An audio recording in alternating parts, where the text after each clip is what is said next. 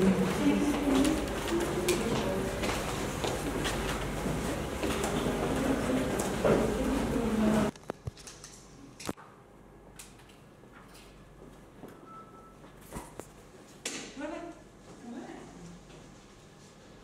serdemekya bahara gelen derbası. Konağa açtığı ya tegoşname dikare devateya rasta ber bahara gelen ve bebe.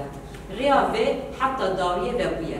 Hamleya mea banka aşiti ucbaka demokratik, bernamaya mea komünaliteya demokratik, u feraseta mea entegrasyona demokratik, jibu ku ev peyvaj bağlayı ke serkefti vere meşandın derfeteki girik afraniye.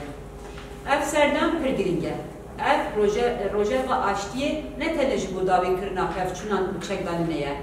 Destpeka serdemeki nüpuniye. Aşti giringe. Bey aşti vala u gel azatnadır. Bey bu aşti çeber demokrasi, azadlık, sosyalizm pekanine. Dibin siyah çekan der sosyalizm naber.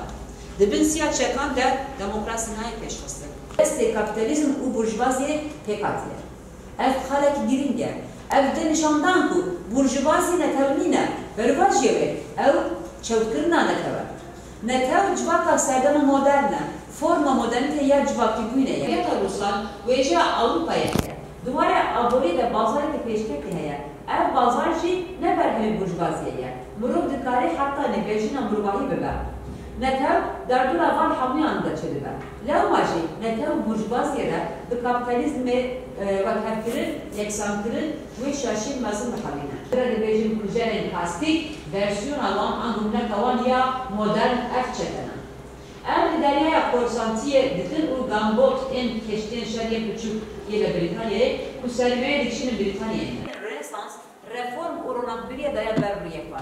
Havusa nişanlı de ku ev talankernine vervajevi ve ev nırk afran diye uvan temsillikle. A. Civaka burjuva ya kapitalizm. Kapitalizm yeksani burjuvaziye nine. Yani kapitalizm u burjuva ne var kadar. Burjuvazi beşek civaki ya ku be bajarpune derketi böyleye. De pevajiya peşketine kapitalizme de tergala korsanti talankeri uçakatiye bağvay kevlezgin buya sınıf سهام المحسن إدارية أكاديمية الفرات تابعة لهيئة التربية والتعليم في مقاطعة الرقة.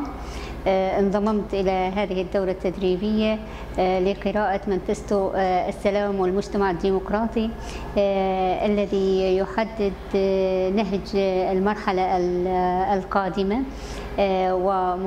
ومخطط وطريقة عملنا بعد أن كنا نعمل على شكل تنظيم. اليوم يتطلب منا نحن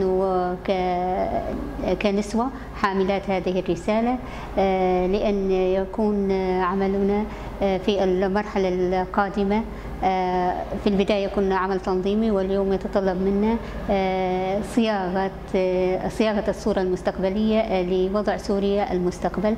على هذا الشيء تلقينا التدريب وتحليلات والنقاشات كانت عميقة جدا. توضحت لنا الصورة النهائية لهذه الفلسفة والعمل عليها سيكون بجدية بطاقات أكبر للحفاظ على مكتسباتنا في السنوات السابقة.